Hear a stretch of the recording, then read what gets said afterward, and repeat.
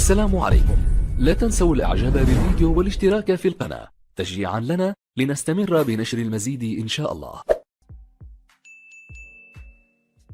طبعا انا عارف ان في ناس ما خلصتش لا المراجعه بتاعت القصه ولا المراجعه اللي فاتت، مش كده؟ اكيد. طيب بصوا لي بقى كده. الاول كده لو حد فيكم لسه ما خلصش المراجعه عايزك تعمل الاتي. ان شاء الله بكره الساعه 10 مع 10 ما تخافش هينزل لك باذن الله المراجعه اللي جايه اللي فيها يونت 3 و 4. الناس اللي بتسال صحيح يا مستر هو احنا هنلحق نخلص؟ هو انت باقي لك بالظبط 4 مراجعات بعد بكره ديت، 4 حصص بالظبط وهنخلص ان شاء الله. وما تقلقوش يا جماعه، الوزاره هتراعي تماما ان الظروف اللي احنا فيها، وما تقلقش هيبقى الامتحان ان شاء الله كويس. والله العظيم انتوا كلكم وحشتوني. صحيح اعذروني وانا بشرح، انا ببقى قاعد بشرح مع نفسي، فلو في حاجه مش مظبوطه، حاجه انت مش فاهمها، حاجه انت مش عارفها، ابعت لي على الصفحه وانا كل يوم خميس هطلع معاك مده كده نقعد نتكلم فيها في الحاجات اللي واقفه معاك.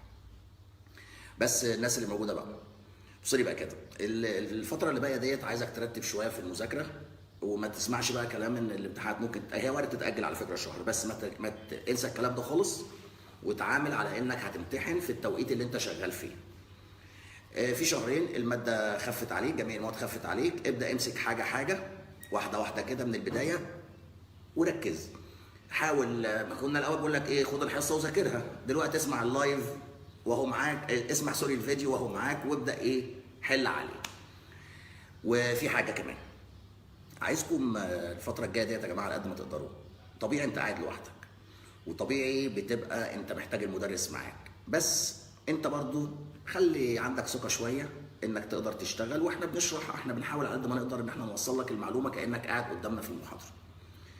والله يا جماعه وانتوا كلكم منورين وكلكم وحشين بجد، والله وحشتوني فعلا.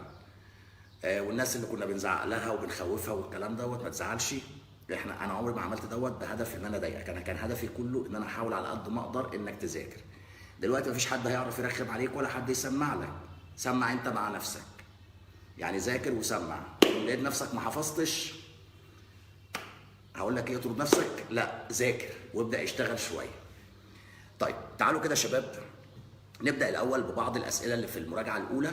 في ناس وقف معاها شويه اسئله، وكان في حوالي كام جمله كده فيهم اخطاء نقولهم مع بعض. والناس اللي موجوده اللي انت بتكتبه دوت برضو انا متابعه اهوت، وان شاء الله ما تخافش المراجعات لما لنا كل حاجه. طيب تعالوا كده الاول، وبعد كده في نهايه اللايف ان شاء الله برضو هرتب لك ازاي تمشي زي ما كنا متعودين، تذاكر الماده ازاي وتتعامل ازاي مع باقي المواد.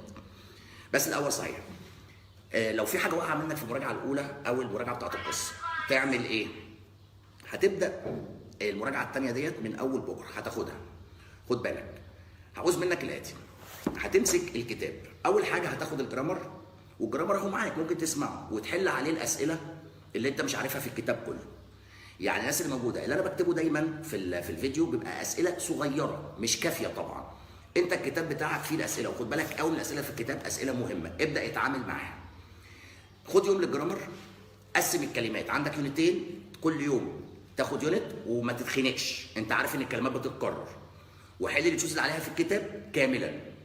يبقى يوم للجرامر، يومين كلمات، ويوم تاخد السكيلز، في عندك ديالوجات باجاباتها وقطع وتراجم وحاجات زي كده، تاخد الحاجات دي باجابتها. هتاخد لك مثلا 4 ايام ويوم. هعوز منك بقى الاتي، هتحل لي يعني انت عندك كل ريفيجن في عندك في كتاب الواجب هتلاقي عندك ريفيجن تيست اون ريفيجن 1 ده على يونت 1 و 2، والتيست الثاني وانا هنزل لك اجاباته على الصفحه، يعني هنزل لك اجابات التيستات ديت على الصفحه. وان شاء الله من اول مراجعه الجايه ديت هعمل لكم امتحان على كل مراجعه. الامتحان هينزل على الصفحه، هتاخده تحله وكانك في حصه، وهنزل لك نموذج اجابه للامتحان، وتشوف الجزئيه اللي عندك فيها قصور وتقول لي.